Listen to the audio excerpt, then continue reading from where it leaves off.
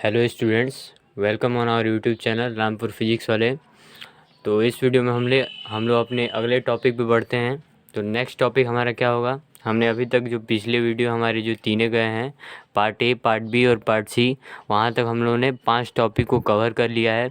आज हमारा last topic हुआ atmospheric refraction and its effect and its application.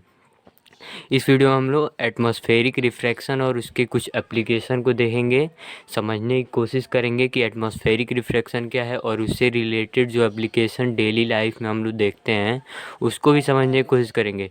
तो ये हमारा वीडियो लेक्चर 4 है, यानी पार्ट डी है हमारा। तो ये हमारा आज इस चैप्टर का लास्ट वीडियो है। इसके बाद इस चैप्टर से रिलेटेड एमसीक्यू और असर्शन रीजनिंग के क्वेश्चन ये सब आने वाले हैं। तो आप लोग ज़रूर अगले वीडियो को ज़रूर देखें। तो स्टार्ट करते हैं आज का सेशन। तो हमें पहले पढ़ना है कि एटमॉस्फेरिक रिफ्रैक्शन के बारे में।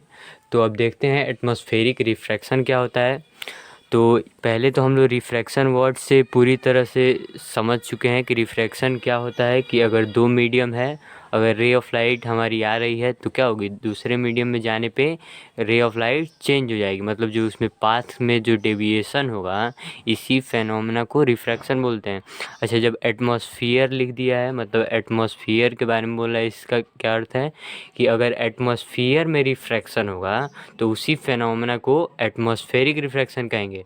अच्छा, इसको अगर हम लोग थोड़ा डिफिनीशन लिखने की कोशिश करें कि व्हेन रिफ्रैक्शन टेक्स प्लेस। अच्छा, जब रिफ्रैक्शन जब होगा तो क्या होगा, हमारा वहाँ पे दो मीडियम होगा। तो when refraction takes place between two medium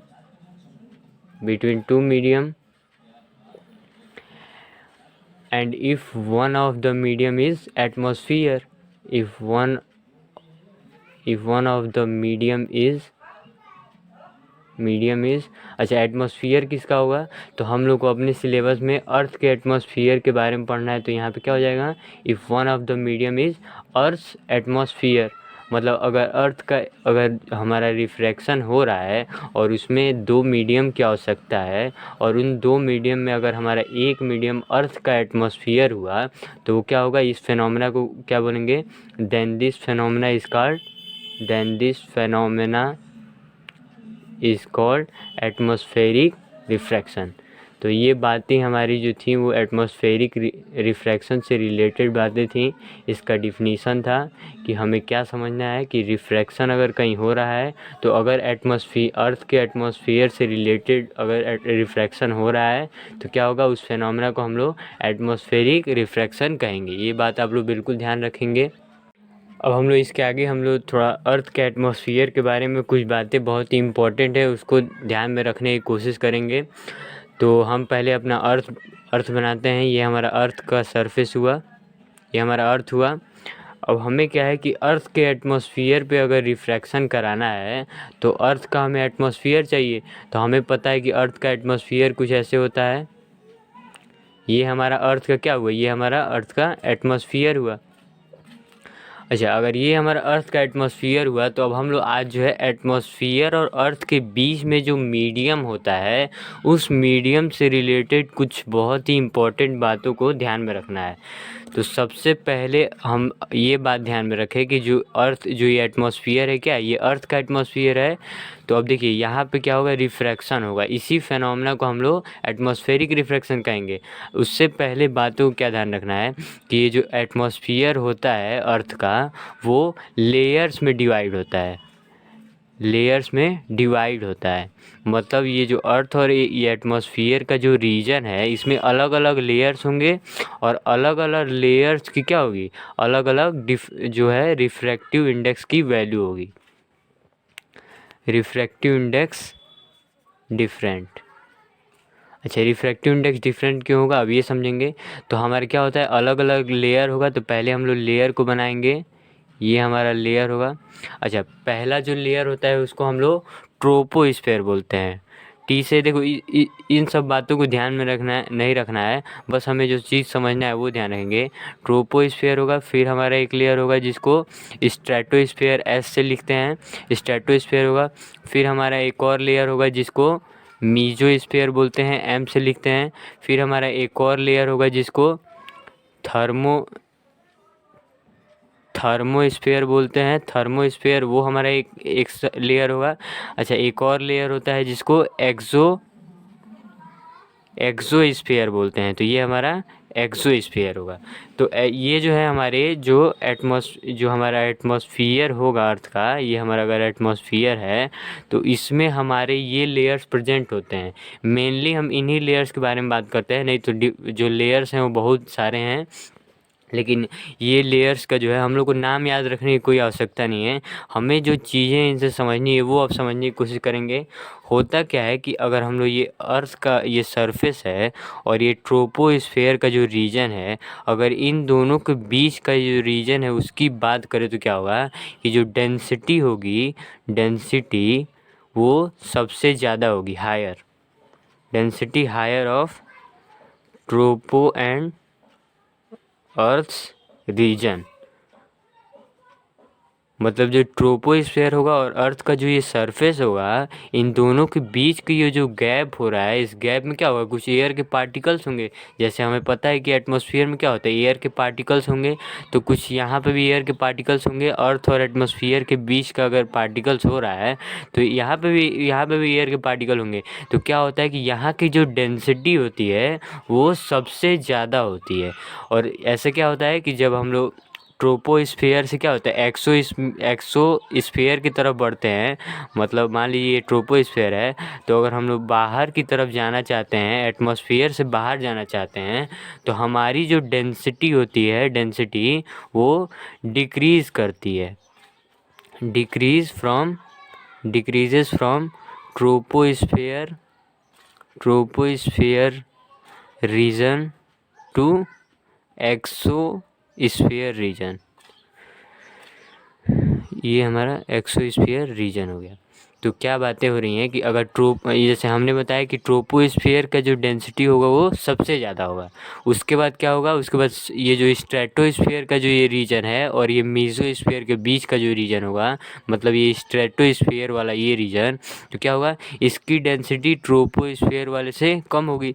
फिर उसके बाद इसकी डेंसिटी कम होगी इस रीजन की, फिर उसके बाद डेंसिटी इसकी कम होगी, फिर नेक्स्ट इसकी कम होगी, फिर इस रीजन की डेंसिटी सबसे कम होगी। तो वो कह रहा है कि जब हम लोग ट्रोपोस्फीयर से एक्सोस्फीयर की तरफ बढ़ रहे हैं तो हमारी क्या हो रही है, डेंसिटी डिक्रीज़ कर रही है। अच्छा, डेंसिटी डिक्रीज़ कर रही है। हम लोग को पता है कि फिजिक्स में जो डेंसिटी हम लोग पढ़ते हैं उसको डेंसर नाम से पढ़ते हैं, डेंसर मीडियम बोलते हैं। डेंसिटी से रिलेटेड अगर फिजिक्स में बातें हो रही हैं तो उसको क्या कहेंगे, डेंसर मीडियम कहेंगे। अच्छा, इसका मतलब है कि डेंसर मीडियम सबसे ज़्यादा कौन सा होगा, ये ट्रोपोस्फीयर वाला रीजन होगा। फिर उसके बाद डेंसर मीडियम जो होगा वो हमारा स्ट्रेटोस्फीयर वाला रीजन, यानी ये वाला।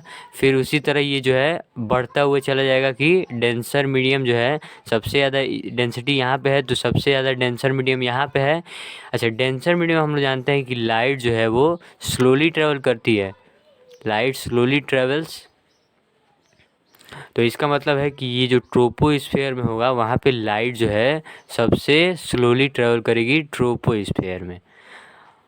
अच्छा, अब पहला जो वर्ड यहाँ पे लिखा हुआ है कि रिफ्रैक्टिव इंडेक्स डिफरेंट होता है, इसका मतलब क्या है कि अगर मान लीजिए अगर ये हमारा डेंसर मीडियम है, तो अगर हम लोग और डेंसर मीडियम है और इस डेंसर मीडियम से ये वाला जो मीडियम है अगर कम होगा, मतलब डेंसिटी अगर कम है, तो अगर हम लोग इसको रेयर मीडियम मान लें और अगर डेंसर मीडियम मान लें, तो अगर रे ऑफ लाइट हमारी आएंगी तो रे ऑफ लाइट तो इस मीडियम से जाएंगी अर्थ के सरफेस पे, तो क्या होगा, रेयर से डेंसर मीडियम में जाएंगी तो क्या होगा, रिफ्रैक्शन होगा। यहाँ पे हम लोग पढ़ रहे हैं एटमॉस्फेरिक रिफ्रैक्शन, तो रिफ्रैक्शन होगा।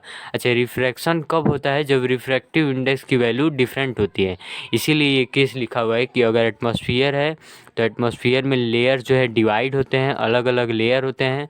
उसमें जो है जो मीडियम होती है, जैसे ये मीडियम हमारा हो गया, तो इसकी क्या होगी, डेंसिटी अलग होगी। फिर जो है अगर हम लोग आगे बढ़ते जाएँ एटमॉस्फेयर रीजन की तरफ तो डेंसिटी डिक्रीज़ करती है। इसका मतलब डेंसर मीडियम की जो वैल्यू है, डेंसर मीडियम जो है वो डिक्रीज़ करेगा। तो यहाँ पे क्या होगा, रिफ्रैक्टिव इंडेक्स की वैल्यू यहाँ पे डिफरेंट होगी, मतलब इस रीजन की रिफ्रैक्टिव इंडेक्स की वैल्यू अलग, सेकंड इस मीडियम की जो होगी रिफ्रैक्टिव इंडेक्स की वैल्यू वो भी अलग।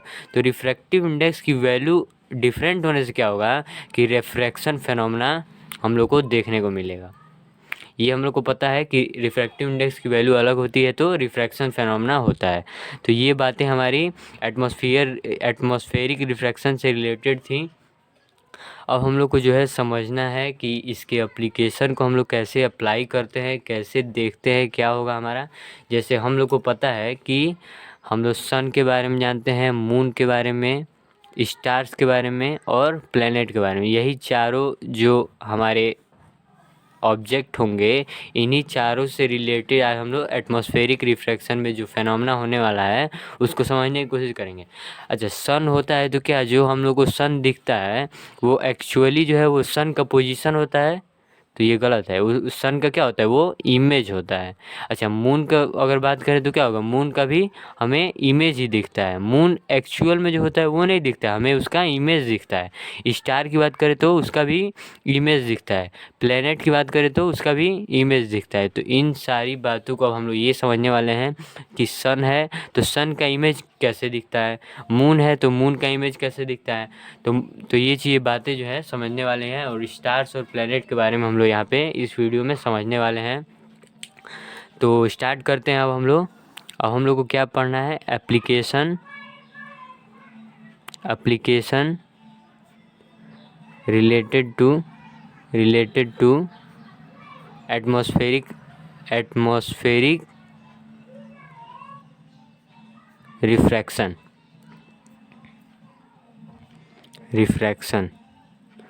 ठीक है, तो देखिए, तो पहला एप्लीकेशन हमारा क्या होगा कि स्टार्स जो हैं, यहाँ पे लिखेंगे हम लोग why stars seem to be higher than they actually are.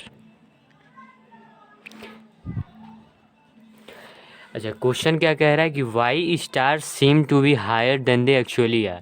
मतलब कहने का मतलब ये है कि अगर हमारा कोई स्टार है, स्टार हम लोग को पता है स्टार कैसा होता है। तो स्टार अगर मान लीजिए हमारा कोई है तो वो होता क्या है कि जो हम लोग पोजीशन स्टार की देखते हैं वो उसका एक्चुअली उसका पोजीशन नहीं होता है, वो उसके इमेज का जो है पोजीशन हम लोग को दिखता है। मतलब जो स्टार हम लोग को आसमान में दिखते हैं वो क्या होगा, वो उसका इमेज दिखता है, एक्चुअली में वो स्टार नहीं दिखता है हम लोग को, वो हमारा जो है इमेज दिखता है। तो इमेज कैसे दिखता है हम लोग इसी वीडियो में बात करने वाले हैं।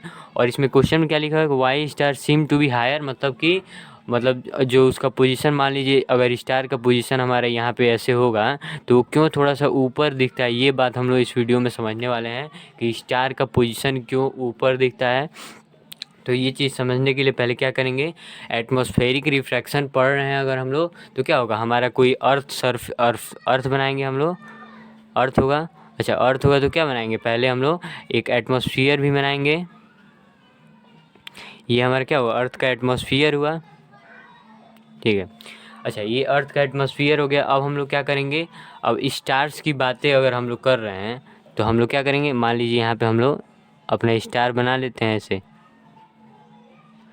ये हमारा अगर स्टार है, अगर ये हमारा स्टार है तो होगा क्या, मान लीजिए यहाँ पे अगर हमारा कोई ऑब्जर्वर यहाँ पे है, कोई देखने वाला। अच्छा, होगा क्या कि स्टार से कैसी रेज आएंगी, स्टार से हम लोग रेज लेकर आएंगे। जैसे ऑब्जर्वर तो यहाँ होगा ना, अर्थ पे होगा, ये तो एटमॉस्फेयर पे नहीं होगा, यहाँ पे होगा। तो अर्थ के सरफेस पे अगर हमारा कोई ऑब्जर्वर है, ऑब्जर्वर मतलब जो देखना चाह रहा है कि एटमॉस्फेरिक रिफ्रैक्शन फेनोमेना है क्या, तो उसके लिए क्या होगा, अर्थ के सरफेस पे होगा। अच्छा, होगा क्या कि अगर रे ऑफ लाइट हमारी ऐसी आ रही हैं, स्टार से अगर रे ऑफ लाइट हमारी आ रही हैं तो क्या होगा कि यहाँ से, अब हम लोग को पता है कि डिफरेंट लेयर प्रेजेंट होते हैं अर्थ के एटमॉस्फेयर में, जो है डिफरेंट लेयर होंगे। अच्छा, डिफरेंट लेयर होने की वजह से क्या होगा, रिफ्रैक्टिव इंडेक्स भी डिफरेंट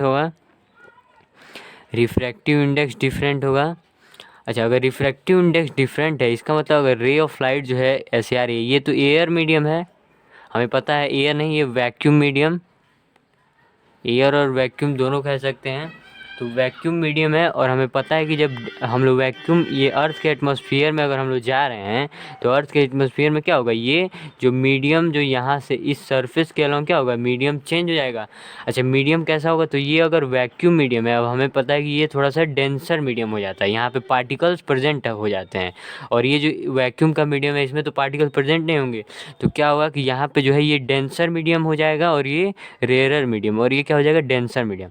अच्छा, डेंसर रेयरर से डेंसर मीडियम में जब रे ऑफ लाइट जाती है तो क्या होता है कि थोड़ा सा बेंडिंग हो जाता है, और बेंडिंग किसकी तरफ हो जाता है, नॉर्मल की तरफ। तो इस वीडियो में हम लोग अब नॉर्मल बनाने वाले नहीं है, हम लोग को ये चीज़ें बिल्कुल पता है। अब हम लोग डायरेक्ट क्या करेंगे, हम लोग को पता है कि रे ऑफ लाइट अगर रेयरर से डेंसर में आ रही है तो थोड़ी सी बेंड होगी, और अब ये वाला डेंसर मीडियम मान लीजिए हो गया, लेकिन अब हमें पता है कि ये जो सेकेंड मीडियम होगा D2, ये डेंसर मीडियम पहले वाले से ज़्यादा डेंसर होगा, क्योंकि हमें पता है कि जो डेंसर मीडियम है वो क्या है, जो यहाँ जो अर्थ के जो सरफेस के पास जो भी लेयर हैं उसकी डेंसिटी ज़्यादा है। तो क्या होगी, ये मीडियम की डेंसिटी ज़्यादा होगी, तो फिर से क्या होगा, ये मुड़ते जाएंगे, और ऐसे मुड़ते मुड़ते हमारी कहीं यहाँ पे ऑब्जर्वर है तो यहाँ पे उसके यहाँ पे जो है दिखेगा कि हाँ यहाँ से सनलाइट आई है, तो ये हमारी ये जो रेज हैं वो यहाँ तक आ रही हैं। तो अब इस माइंड जैसे ये आदमी जो है उसको लगेगा क्या कि ये रे ऑफ लाइट, उसको क्या लग रहा है, जैसे इसके माइंड को क्या लगेगा कि इसके माइंड को तो ये नहीं लगने वाला है कि ये जो रे ऑफ लाइट है वो रिफ्रैक्शन होके आ रही हैं अर्थ के एटमॉस्फेयर से। उसको क्या लगेगा कि ये रे ऑफ लाइट हमारी है, अगर हम लोग पीछे इसको थोड़ा एक्सटेंड कर दें, पीछे एक्सटेंड कर दें क्या हो जाएगा, पीछे हमारा एक्सटेंड करने पे यहाँ पे कहीं हमारा स्टार का पोजीशन दिखाई देगा, स्टार का पोजीशन। अब जो ये पोजीशन हम लोग को दिख रहा है कि अगर जैसे ये ऑब्जर्वर है हमारा, अगर ये ऑब्जर्वर है, इसको लग रहा है कि ये जो रे ऑफ लाइट ऐसे आ रही हैं ये कहाँ से आ रही है, बहुत पीछे से आ रही हैं। अब ये देखिए ये फेनोमेना क्या हो रहा है कि स्टार एक्चुअल पोजीशन तो यहाँ है, यहाँ पे लिखेंगे एक्चुअल पोजीशन। एक्चुअल पोजीशन का मतलब जो ओरिजिनल पोजीशन है उसका, एक्चुअल या ओरिजिनल पोजीशन। स्टार का पोजीशन तो यहाँ पे है, लेकिन स्टार का पोजीशन जो है हमें दिखता है यहाँ पे है, तो जो पोजीशन हम लोग को पता है वो क्या होगा, यहाँ पे अपेरेंट पोजीशन होगा। ठीक है, तो ये क्या हो रहा है कि हमारा जो रिफ्रैक्शन होने के कारण जो स्टार होता है वो थोड़ा सा ऊपर दिखता है, क्योंकि हमारा जो माइंड है, हमारा माइंड हुआ तो क्या होगा, वहाँ पे हम लोग को ये नहीं देखना है कि रिफ्रैक्शन फेनोमेना हो के आ रहा है, हमें क्या लगेगा कि ये रे ऑफ लाइट कहीं हमारे पास आ रही हैं, तो ये रे ऑफ लाइट कहीं पीछे से आई होंगी, तो पीछे से आई होंगी तो यहाँ पे जो है यहाँ पे जो स्टार होता है वो हमें दिखता है। तो स्टार का पोजीशन क्या हुआ था यहाँ पे, लेकिन दिख रहा है थोड़ा ऊपर। तो यही केस है कि स्टार जो है वो ऊपर क्यों दिखते हैं देन दे एक्चुअली आर, मतलब जहाँ पे जो उनका ओरिजिनल पोजीशन है उससे ऊपर क्यों दिखते हैं। तो होता क्या है कि एटमॉस्फेयर होता है, एटमॉस्फेयर में डिफरेंट डिफरेंट लेयर्स होंगे, और उन्हीं लेयर्स में क्या होगा, रिफ्रैक्शन फेनोमेना होगा। इसी रिफ्रैक्शन फेनोमेना होने के कारण हमारा स्टार जो है वो थोड़ा सा ऊपर दिखता है। तो ये हमारा जो है पहला एप्लीकेशन था कि हमारे जो स्टार्स होते हैं वो क्यों ऊपर दिखते हैं, मतलब अपने एक्चुअल पोजीशन से थोड़े से ऊपर क्यों दिखते हैं। तो ये हमारी इस टॉपिक से रिलेटेड बातें थी। अब हमारा नेक्स्ट टॉपिक इसमें होगा, जो हमारा नेक्स्ट टॉपिक इसमें होगा उसको देखेंगे। तो नेक्स्ट टॉपिक हमारा होगा कि हम लोग को पता है कि जैसे नेक्स्ट टॉपिक मैं पहले लिख दे रहा हूँ, advance sunrise and delayed sunset. अच्छा, इसका मतलब क्या है कि advance sunrise and delayed sunset, मतलब जो सनराइज हो रहा है सुबह के टाइम में, जो सूर्य उग रहा है वो क्या होगा, हमें पहले ही दिख जाता है, इसीलिए एडवांस सनराइज। और डिलेड सनसेट का मतलब कि सूर्य डूब चुका है लेकिन हमें जो है बाद में भी दिखता है कि सूर्य की जो है जो लाइट आ रही है वो हमें दिखता है, ये चीज़। अच्छा, डिलेड कितने मिनट का होता है, जैसे एडवांस सनराइज कहने का मतलब अगर सूर्य हमारा जो है 6 बजे निकलने वाला है, 6 AM पे सुबह के टाइम में, तो एडवांस सनराइज का मतलब क्या होगा, वो 2 मिनट पहले ही हम लोग को दिख जाएगा, मतलब 5:58 AM पे ही हम लोग को ऑब्जर्व हो जाएगा। सन से जो लाइट आएंगी वो हमें 5:58 पे ही हम लोग को दिखने लगेगा। अच्छा, डिलेड सनसेट का मतलब, डिलेड सनसेट का मतलब अगर हमारा जो है सूर्य डूबने का समय जो है अगर वो 5:30 PM है, शाम के समय 5:30 PM, तो हमें डिलेड सनसेट का मतलब क्या होगा कि वो 5:32 PM पे भी दिखेगा। मतलब इसमें क्या हो रहा है कि 2 मिनट का डिफरेंस यहाँ पे हो रहा है कि अगर 6 बजे सूर्य निकलने वाला है तो हमें क्या होगा, पहले दिखेगा। पहले दिखने का मतलब एडवांस सनराइज। और अगर हमें 5:30 बजे डूबने वाला है सन, तो क्या होगा, 5:32 तक दिखेगा, यानी इसमें डिलेड हो रहा है, 2 मिनट ज़्यादा दिख रहा है। तो होता क्या है कि 2 मिनट का डिफरेंस यहाँ पे है और 2 मिनट का डिफरेंस यहाँ पे है, तो टोटल जो हमारा डिफरेंस हो गया वो क्या होगा, 4 मिनट का हो गया टोटल, 4 मिनट डिफरेंस। और इन्हीं 4 मिनट्स के डिफरेंस के द्वारा हम लोग क्या हो रहा है, मान लीजिए क्या होगा कि सनलाइट जो है हम लोग को 4 मिनट ज़्यादा हम लोग को ऑब्जर्व होगा। तो ये बातें बिल्कुल ध्यान करने वाली हैं कि 4 मिनट तक जो है ज़्यादा हम लोग को सनलाइट जो है मिलता है। तो अब हम लोग ये देखेंगे कि ये 2 मिनट पहले क्यों होता है और ये 2 मिनट बाद में क्यों होता है। तो हमें पता है कि हम लोग क्या, कौन से टॉपिक पढ़ रहे हैं, एटमॉस्फेरिक रिफ्रैक्शन। तो उसके लिए हम लोग अर्थ बनाएंगे और अर्थ का एटमॉस्फेयर बनाएंगे। इस केस में भी वही चीज़ करना है, पहले हम लोग अर्थ बनाएंगे, पहले हमारा ये अर्थ होगा, अर्थ हुआ हमारा। उसके बाद हम लोग क्या बनाएंगे, उसके बाद हम लोग अर्थ का एटमॉस्फेयर बनाएंगे, जिसको अर्थ एटमॉस्फेयर बोलते हैं। तो ये हमारा अर्थ हुआ और ये अर्थ का एटमॉस्फेयर होगा। अच्छा, अब देखना है कि सनराइज हो रहा है। सनराइज क्या होता है कि हमारा एक ऐसा एक इमेजिनरी लाइन होता है, इस इमेजिनरी लाइन को हम लोग हॉरिजन बोलते हैं। ये हॉरिजन क्या है, हॉरिजन है क्या कि जो हमारा अर्थ है, अर्थ का सरफेस, और ये हमारा क्या होगा, ये स्काई का सरफेस होगा। तो अर्थ और स्काई के सरफेस को जो इमेजिनरी लाइन डिवाइड कर रहा है, मतलब अलग अलग कर रहा है, उसी को हम लोग हॉरिजन बोलते हैं। तो यहाँ पे हम लोग डिफिनीशन इसका लिख सकते हैं कि अर्थ जो हॉरिजन है वो क्या है कि it is the imaginary line, it is the imaginary line which divides earth surface and sky surface। तो ये हमारा डिफिनीशन हुआ कि हॉरिजन क्या है, एक इमेजिनरी लाइन है जो अर्थ के सरफेस और स्काई के सरफेस को एक दूसरे से अलग करता है। ये हमारा डिफिनीशन हुआ हॉरिजन का। ये इससे हमें कोई डिफिनीशन से कोई मतलब नहीं है, बस हमें ये क्या है, समझने वाली बातें हैं कि हॉरिजन क्या है। तो अर्थ का सरफेस और स्काई के सरफेस को जो इमेजिनरी लाइन जो डिवाइड कर रही है वो हमारा हॉरिजन होगा। अच्छा, अब बढ़ते हैं, हम लोग को क्या पढ़ना है, एडवांस सनराइज। तो सनराइज अगर हम लोग मान लेते हैं कि यहाँ पे हमारा सन है अगर,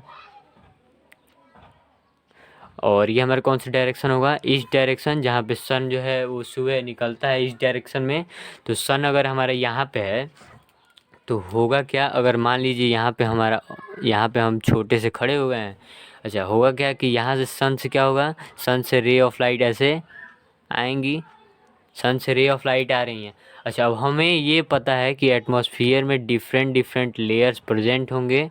अच्छा, डिफरेंट डिफरेंट लेयर्स प्रेजेंट होने से क्या होगा कि अब जब ये रे ऑफ लाइट हमारी आ रही हैं तो क्या होगा, ये थोड़ा सा बेंड होगा, फिर थोड़ा सा बेंड होते होते जो है हमारा ऐसा कुछ कर्व पाथ यहाँ पे फॉलो करता हुआ दिखेगा। कर्व पाथ फॉलो करेगा, जैसे क्या होगा, हर एक लेयर का क्या होगा, डिफरेंट डिफरेंट मीडियम जो होगा और डिफरेंट डिफरेंट डेंसिटी होगी। तो क्या होगा, ये थोड़ा थोड़ा मुड़ता जाएगा, तो क्या होगा, हमें एक कर्व पाथ मिलेगा। ये हमारा कैसा पाथ होगा, कर्व पाथ। तो ऑब्जर्वर को लगेगा, अब हमारा माइंड फिर से यहाँ पे क्या कहेगा कि ये जो रे ऑफ लाइट है ये कहीं पीछे से आ रही होंगी, ये हमारे पीछे से ऐसे आ रहे होंगे। तो पीछे से आने का मतलब कहाँ दिखेगा, उसको सन दिखेगा यहाँ पे। हमारे माइंड को तो ये नहीं ना पता है कि हमारा जो है एटमॉस्फेयर रीजन है उसके बीच में डिफरेंट डिफरेंट लेयर हैं। तो हमारा वहाँ पे डिफरेंट डिफरेंट लेयर होने के कारण रिफ्रैक्टिव इंडेक्स अलग होगा, इसके लिए रिफ्रैक्शन फेनोमेना हो रहा है। लेकिन ये तो हमारा माइंड नहीं जानता है, ये तो हम लोग समझ रहे हैं। तो होगा क्या कि ये माइंड जो है हमारा क्या करेगा, इस रे ऑफ लाइट जो ये आ रही है उसको पीछे एक्सटेंड करेगा जहाँ पे इमेज का फॉर्मेशन होगा। तो ये क्या है, सन का एक्चुअल पोजीशन है, एक्चुअल पोजीशन। लेकिन दिख कहाँ रहा है, यहाँ पे दिख रहा है। तो ये हमारा अपेरेंट पोजीशन। इसका मतलब ये है कि अगर सन हमारा होरिजन से नीचे होता है तभी हमारा सनराइज नहीं हुआ होता। अगर होरिजन से थोड़ा सा ऊपर आ गया तो सनराइज हुआ। जैसे अभी यहाँ पे नीचे है होरिजन से, तो रे ऑफ लाइट निकली हमारी सनलाइट। अगर थोड़ा सा मान लीजिए सन ऊपर आ गया है तो रे ऑफ लाइट निकलेंगी और यहाँ पे रिफ्रैक्शन फेनोमेना होगा। लेकिन हमारा माइंड क्या कहता है कि ये रे ऑफ लाइट कहीं ऐसे सीधे आ रही हैं, तो ये पीछे से कहीं आ रहे होंगे। तो पीछे हमारा जो माइंड है वो एक्सटेंड करता है, और पीछे एक्सटेंड करने के कारण क्या हो जाएगा, वहाँ पे इमेज का फॉर्मेशन हो जाएगा इस सन का, जहाँ से लगेगा कि सनलाइट वहीं से आ रही है। तो ये हमारा जो है पोजीशन में चेंजिंग हो जाएगा। अच्छा, पोजीशन में चेंजिंग होने से क्या होगा कि अगर 5 बजे सूर्य, जैसे यहाँ पे लिखा हुआ है कि 6 बजे सूर्य निकलने वाला है, तो ये क्या होगा कि सनलाइट पहले ही होरिजन से ऊपर आ गया। अच्छा, होरिजन से ऊपर आने के बाद क्या होता है, सनराइज हो जाता है। तो ये 2 मिनट का डिलेशन, 2 मिनट का जो है एडवांस सनराइज होता है कि यहाँ पे है पोजीशन सन का एक्चुअल, लेकिन पहले ही वो यहाँ पे दिख जाता है। इसके कारण हमारा सनराइज एडवांस हो जाता है, यानी कि अर्ली सनराइज हो जाता है। तो ये बहुत ही इम्पोर्टेंट समझने वाली बातें थी। तो ये हमारे एडवांस सनराइज़ का कॉन्सेप्ट था। अच्छा, अब हम लोग डिलेड सनराइज़ के कॉन्सेप्ट को समझेंगे। तो अब हमारा क्या होगा, फिर से हमारा सन कहाँ हो जाएगा, और हमारा सन कहीं यहाँ पे आ जाएगा। अब सूर्य मान लीजिए यहाँ पे टाइम क्या है, 5:30 बजे से डूबने वाला है। तो डूबने का मतलब क्या होगा, हॉरिजन से नीचे आ गया। अच्छा, मान लीजिए अब हम जो ऑब्जर्वर हैं वो यहाँ पे आ गए हैं, यहाँ पे ऑब्जर्व करने के लिए।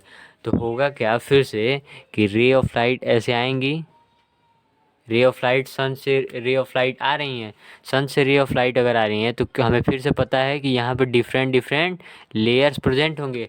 डिफरेंट लेयर प्रेजेंट होने के कारण ये हमारा क्या होगा, रिफ्रैक्शन फेनोमेना होगा। और फिर से जो है थोड़ा सा कर्व पाथ यहाँ पे ही फॉलो हो जाएगा, यहाँ पे हमारा क्या हो जाएगा, कर्व पाथ। अब जो ऑब्जर्वर यहाँ पे है उसको लगेगा कि ये तो, इसको ये नहीं लगेगा कि ये पाथ कर्व है या स्ट्रेट है। उसको क्या लगेगा, ये रे ऑफ लाइट जो है यहाँ पे कहीं आ रही हैं। तो ये क्या करेगी, थोड़ा सा पीछे ऐसे, ये रे ऑफ लाइट को पीछे थोड़ा सा एक्सटेंड कर देगा। पीछे एक्सटेंड करेगा तो क्या लगेगा, यहाँ पे उसको लगेगा कि यहाँ से सन की जो रेज आ रही हैं वो उसको दिखेंगी। उसको यहाँ पे नहीं दिखेगा, उसको ये नहीं दिखने वाला कि यहाँ रिफ्रैक्शन फेनोमेना हो रहा है। जैसे यहाँ पे था, यहाँ पे नहीं दिखने वाला है, इस जो आदमी है उसके माइंड को ये नहीं लगने वाला कि ये रिफ्रैक्शन फेनोमेना हो रहा है। उसको क्या लगा कि हाँ, ये रे ऑफ लाइट इसकी आंखों तक आ रही हैं, तो कहीं ये कहाँ से आए होंगे, ये कहीं पीछे से आए होंगे। तो सन का जो है इमेज का फॉर्मेशन यहाँ पे हो जाता है। सिमिलरली अगर होरिजन के नीचे है, यानी कि सनसेट हो चुका है, फिर भी अगर रे ऑफ लाइट आती हैं तो उसको क्या लगेगा कि ये कहीं पीछे से रे ऑफ लाइट ऐसे आ रही हैं, एक्सटेंड करेगा और इमेज का फॉर्मेशन यहाँ पे हो जाएगा। तो ये क्या हो रहा है कि 6 मतलब 5:30 बजे तो हो चुका है, 5:30 बजे सनसेट तो हो चुका है, लेकिन हमें 2 मिनट बाद तक दिखाई देगा, 5:32 तक हमें क्या होगा, दिखाई देगा। क्योंकि क्या करता है, पोजीशन को जो है थोड़ा सा ऊपर कर देता है। यही पिछले केस में था कि हम लोग क्या कर रहे थे, स्टार का पोजीशन ऊपर कर दे रहा था एटमॉस्फेरिक रिफ्रैक्शन फेनोमेना के कारण। इस केस में भी वही है कि पहले पोजीशन यहाँ है, लेकिन हम लोग को दिखता कहाँ है, थोड़ा सा ऊपर दिखता है। सिमिलरली इधर भी क्या होता है, थोड़ा ऊपर दिखता है। तो ये बातें हमारी एडवांस सनराइज और डिलेड सनसेट का जो कॉन्सेप्ट है वो समझने वाला है। अच्छा, इसके बारे में थोड़ा बहुत हम लोग लिख भी सकते हैं। तो क्या लिख सकते हैं कि ये फेनोमेना हो क्यों रहा है, advance sunrise and delayed sunset. तो ये हमारा एटमॉस्फेरिक रिफ्रैक्शन के कारण हो रहा है, एटमॉस्फेरिक रिफ्रैक्शन के कारण। और क्या हम लोग लिख सकते हैं कि होता क्या है कि हमारे डिफरेंट लेयर्स प्रेजेंट होते हैं, different layers present in atmosphere, ये हमारा एटमॉस्फियर होगा। एटमॉस्फियर में क्या होगा, डिफरेंट लेयर्स होंगे जिनकी different value of refractive index होगी। मतलब वैल्यू जो होगी रिफ्रैक्टिव इंडेक्स की वो डिफरेंट होगी मीडियम की।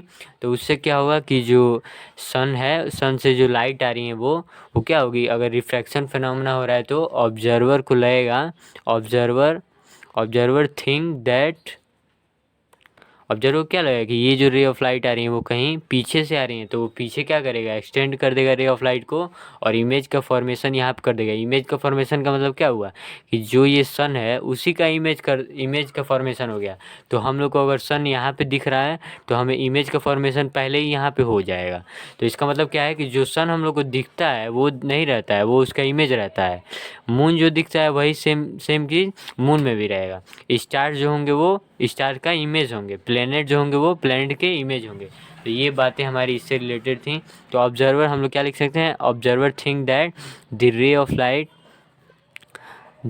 ऑफ लाइट कमिंग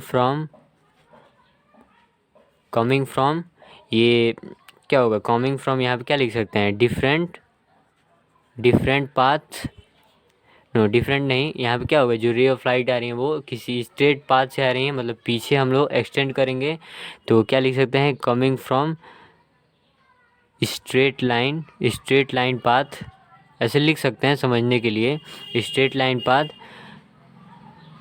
तो स्ट्रेट लाइन पाथ से क्या होगा कि हमारा जो लगेगा कि पीछे हम लोग एक्सटेंड कर सकते हैं, तो हमारे वहाँ पे सन की इमेज की फॉर्मेशन हो जाएगी। तो ये बातें इंग्लिश में ज़्यादा लिखने की आवश्यकता नहीं है, आप लोग को समझना सबसे ज़्यादा इम्पॉर्टेंट है। तो आप लोग ये बातें भी समझ चुके होंगे। ये हमारा सेकेंड एप्लीकेशन था। अच्छा, अब हमारा एक और कॉन्सेप्ट होता है कि जो है थर्ड हमारा क्या होगा कि why stars twinkle but planet do not.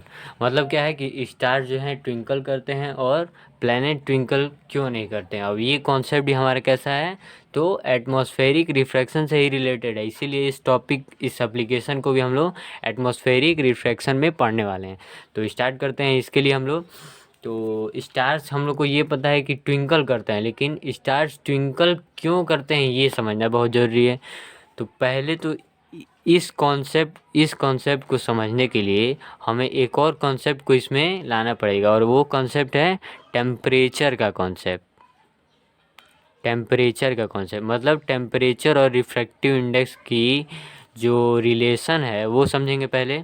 तो होता क्या है कि अगर हमारा टेम्परेचर ज़्यादा है तो रिफ्रैक्टिव इंडेक्स की वैल्यू कम होगी, अगर हमारा टेम्परेचर कम हुआ तो रिफ्रैक्टिव इंडेक्स की वैल्यू ज़्यादा होगी। इसका मतलब क्या है कि टेम्परेचर और रिफ्रैक्टिव इंडेक्स की वैल्यू u वो इन्वर्सली रिलेशन से है, टेम्परेचर ज़्यादा तो रिफ्रैक्टिव इंडेक्स कम, ये हम लोग समझना ज़रूरी है। तो ये डायरेक्ट हम लोग समझ सकते हैं कि टेम्परेचर ज़्यादा होगा जहाँ पे रिफ्रैक्टिव इंडेक्स की वैल्यू कम होगी। अच्छा, अब हम लोग इससे क्या समझ सकते हैं कि अब हमें ये समझना है कि स्टार्स ट्विंकल क्यों करते हैं। तो पहले तो हम लोग क्या बनाएंगे, अर्थ का सरफेस, ये हमारा अर्थ हुआ, यहाँ कहीं एटमॉस्फियर हुआ, अर्थ एटमॉस्फियर, ये अर्थ का एटमॉस्फियर हुआ। अब हम लोग समझेंगे क्या कि स्टार्स ट्विंकल क्यों करते हैं।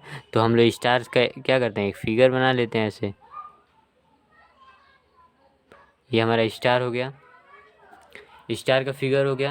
अच्छा, स्टार का फिगर होने से अब हम लोग समझेंगे क्या कि स्टार्स क्या होगा, यहाँ से लाइट आएगी जिसको स्टार लाइट बोलेंगे। और हमें पता है कि अगर हमारा कोई ऑब्जर्वर यहाँ पे है तो क्या होता है, थोड़ा सा ये कर्व पाथ को फॉलो कर लेते हैं ऐसे, तो ऑब्जर्वर क्या लगता है कि कहीं पीछे जो है इमेज का, मतलब यहाँ पे जो है यहाँ पे स्टार का फॉर्मेशन होता है, यानी कि ये अपेरेंट पोजीशन यहाँ पे दिखता है, अपेरेंट पोजीशन, लेकिन आखिर होता कहाँ पे है, एक्चुअल पोजीशन यहाँ पे होता है। तो ये बातें हमारे क्या है कि जो ये तो पोजीशन पे जो डिफरेंस आ रहा है वो चीज़ है, लेकिन अब हमें क्या समझता है कि स्टार ट्विंकल क्यों करते हैं। तो इसीलिए मैं यहाँ पे टेम्परेचर का कॉन्सेप्ट बता रहा हूँ। टेम्परेचर का कॉन्सेप्ट क्या है कि कभी होता क्या है कि ये जो एटमॉस्फेयर में जो हमारे लेयर्स प्रेजेंट होते हैं, इसमें क्या होता है कि अभी जैसे मान लीजिए अभी जो है रिफ्रैक्टिव इंडेक्स की वैल्यू यहाँ पे क्या होती है, डाउन नीचे जाने पे क्या होगी, बढ़ती है।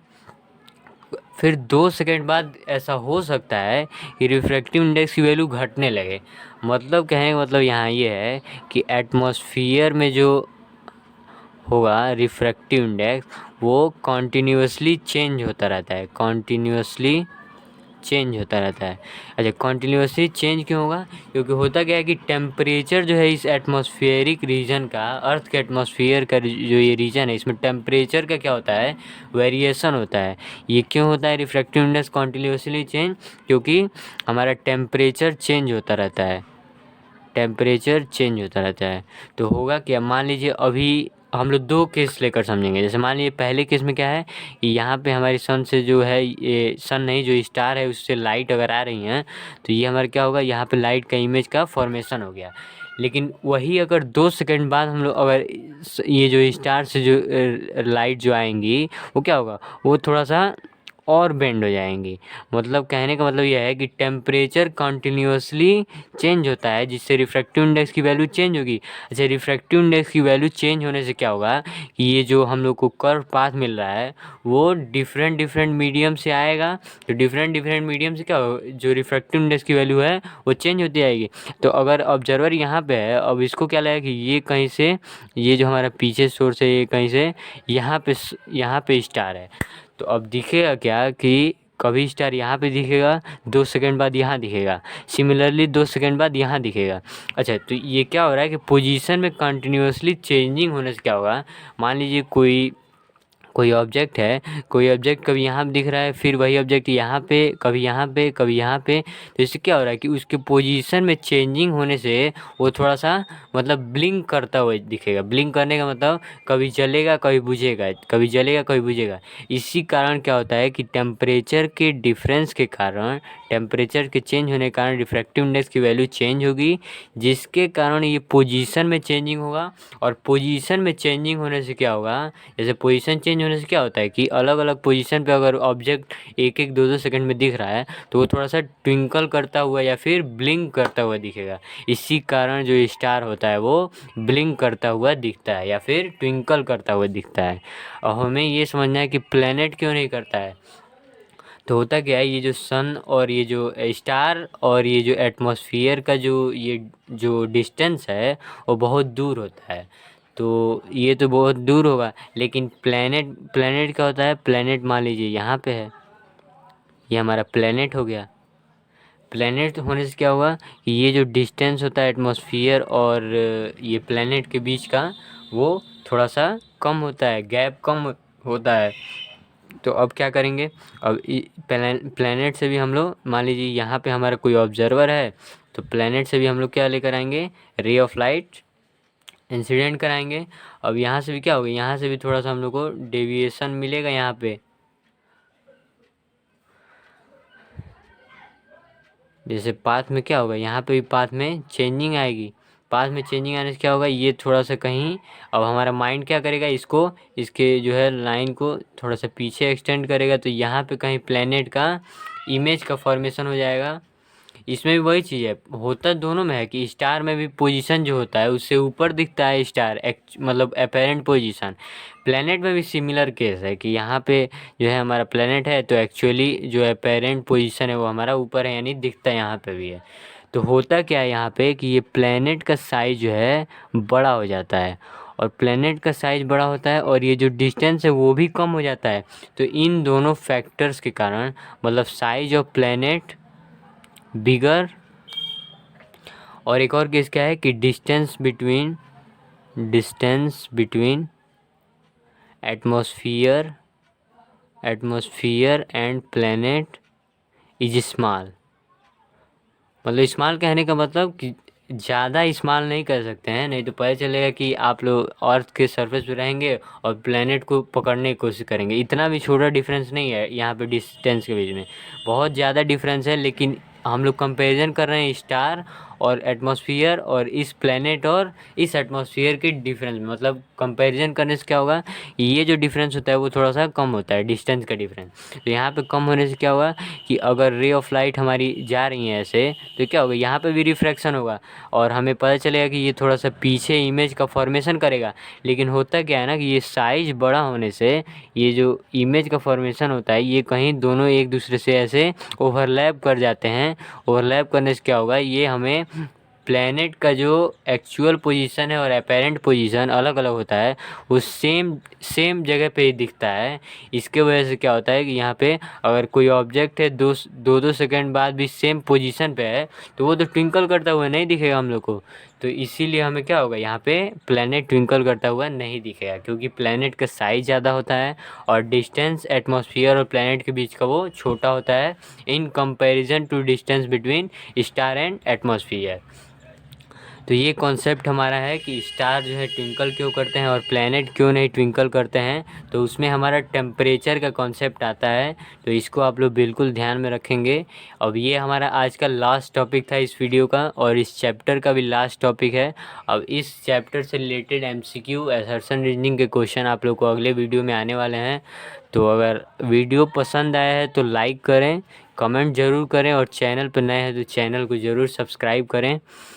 अपने दोस्तों तक इस वीडियो को ज़रूर शेयर करें। Thank you.